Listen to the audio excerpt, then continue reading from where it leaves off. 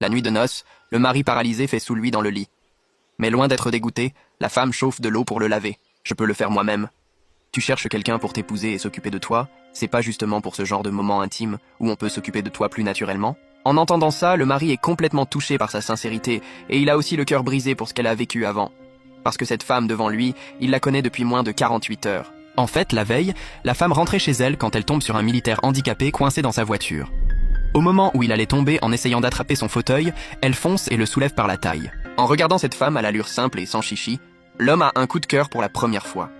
Même après qu'elle l'a posée dans son fauteuil et s'en va, son regard ne la quitte pas. « Colonel, pourquoi tu la fixes comme ça? T'es tombé sous le charme ou quoi? On t'a dit, non? Elle a déjà quelqu'un. » À ce moment-là, une vieille dame qui passe le voit et lui raconte. La femme est mère célibataire, ça fait une dizaine d'années qu'elle est venue en ville avec ce connard. Mais lui, il traîne pour faire les papiers de mariage, et toute sa famille la traite comme une bonne gratuite. Elle galère grave. Elle a déjà un gosse, ça colle pas avec le colonel. Du moment qu'elle veut bien m'épouser, c'est pas si bizarre que ça. La femme rentre chez elle et voit sa fille à genoux devant la porte. Elle court vers elle, le cœur serré. La fille lui dit que sa belle-sœur l'a accusée d'avoir volé les chaussons de danse de sa cousine. La grand-mère qui fait des différences et le père incompétent l'ont punie en la faisant rester à genoux sous la pluie sans manger. En voyant que les genoux de sa fille saignent et qu'elle a de la fièvre, elle la prend dans ses bras et va demander des comptes à sa belle-mère. Mais dès qu'elle entre, la belle-mère diabolique se met à gueuler. Quand notre Yu Shao est parti à la campagne, tu l'as séduit pour faire ce gosse, elle a hérité de vos mauvaises habitudes de paysan, si petite et déjà voleuse. La femme n'a pas le temps de se disputer avec sa belle-mère, elle s'occupe vite de la blessure de sa fille. Mais son silence fait croire à la belle famille qu'elle est encore plus facile à marcher dessus.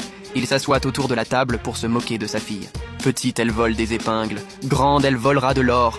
Et ils disent que les gens de la campagne sont pourris jusqu'à l'os. En entendant ces paroles cruelles, la femme n'arrive plus à contenir sa colère. Elle sort et renverse toute la table. Le connard la voit et lui gueule dessus, lui demandant si elle est devenue folle. La femme lui colle direct une gifle. Ça fait 2 ans que je suis venue en ville avec toi. Je me débrouille en vendant des légumes pour me nourrir. Je m'occupe de toute ta famille, et vous me traitez de bonne. Tu m'as déjà entendu me plaindre une seule fois. J'ai toujours tout encaissé, j'ai fait des efforts, juste pour garder ma dignité. Aujourd'hui, vous accusez ma fille de voler, vous avez une conscience ou quoi?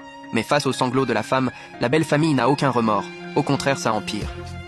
Le grand frère en rajoute une couche, il dit que si son petit frère ne la punit pas bien aujourd'hui, il trahit tous leurs ancêtres. En entendant ça, le connard pète complètement un câble et se met à la frapper violemment. La fille voit sa mère se faire tabasser et essaie de s'interposer, mais la belle-sœur la pousse contre le coin de la table, elle a la tête en sang. Voyant sa fille en danger, la femme la prend dans ses bras et fonce vers l'hôpital.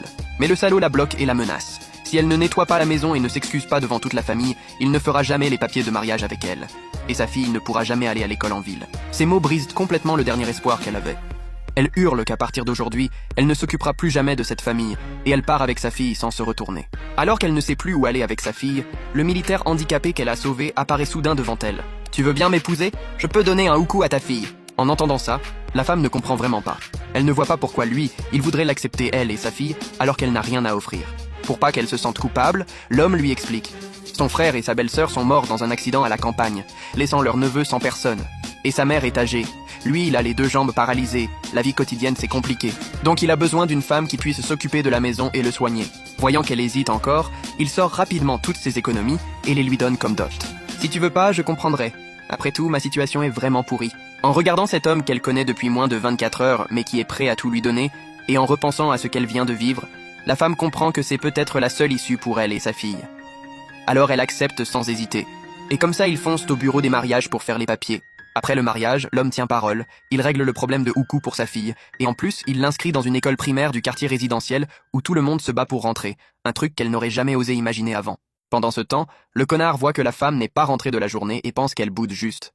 La belle-mère dit même qu'à son retour, elle devra rester à genoux 1 heure devant la porte avant d'entrer, mais ils ne savent pas qu'elle ne reviendra jamais. Et la nouvelle belle-mère, en voyant comme elle s'occupe bien de son fils, est vraiment contente.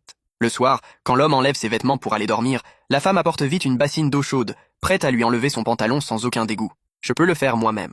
Tu cherches quelqu'un pour t'épouser et s'occuper de toi, c'est pas justement pour ce genre de moment intime où on peut s'occuper de toi plus naturellement. Cette fois, l'homme ne refuse pas. Au contraire, il est curieux de savoir ce qu'elle a vécu avant pour avoir le cœur aussi solide. La femme n'y pense même pas, elle s'occupe juste de lui comme d'un enfant. Mais au moment où elle le touche, le cœur de l'homme bat tellement fort qu'il va exploser, et même le bas de son corps réagit miraculeusement. Et la femme aussi rougit, elle a compris quelque chose.